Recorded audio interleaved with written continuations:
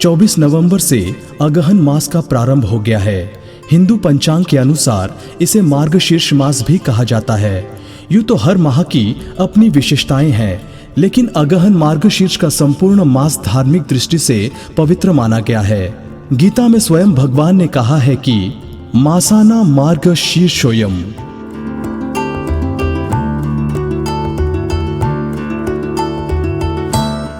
अगहन मास को मार्गशीर्ष कहने के पीछे भी कई तर्क हैं। भगवान श्री कृष्ण की पूजा अनेक स्वरूपों में व अनेक नामों से की जाती है।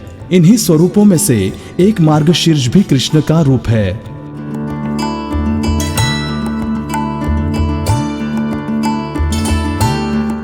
सतयुग में देवों ने मार्गशीर्ष मास की प्रथम तिथि को ही वर्ष प्रारंभ किया।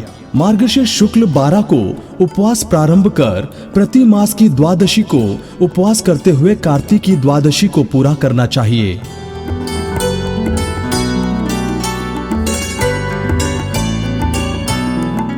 प्रति द्वादशी को भगवान विष्णु के केशव से दामोदर तक 12 नामों में से एक एक मास तक उनका पूजन करना चाहिए। इससे पूजक जाति स्मर पूर्व जन्म की घटनाओं को स्मरण करने वाला हो जाता है तथा उस लोक को पहुंच जाता है जहां फिर से संसार में लौटने की आवश्यकता नहीं पड़ती है।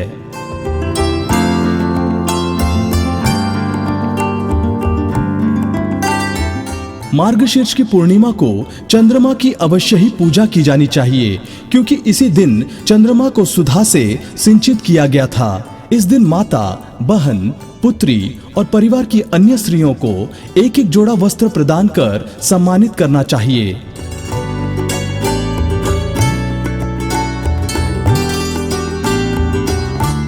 इस मास में नृत्य गीतादि का आयोजन कर उत्सव भी किया जाना चाहिए। मार्गशीर्ष की पूर्णिमा को ही दत्तात्रेय जयंती मनाई जाती है।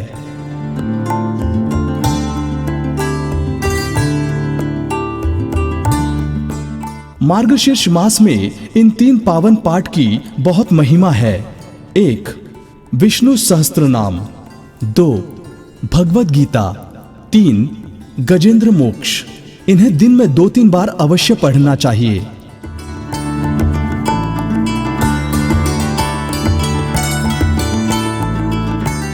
इस मास में श्रीमद् भागवत ग्रंथ को देखने भर की विशेष महिमा है। स्कंद पुराण में लिखा है, घर में अगर भागवत हो तो अगहन मास के दिन में एक बार उसको प्रणाम करना चाहिए।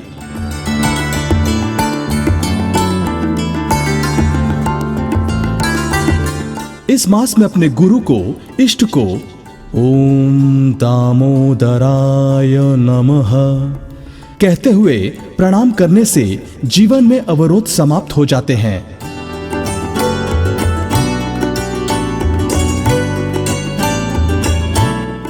इस माह में शंख में तीर्थ का पानी भरें और घर में जो पूजा स्थान है उसमें भगवान के ऊपर से शंख मंत्र बोलते हुए घुमाएं। बाद में यह जल घर की दीवारों पर छिड़कें। इससे घर में शुद्धि बढ़ती है, शांति आती है और क्लेश दूर हो जाते हैं।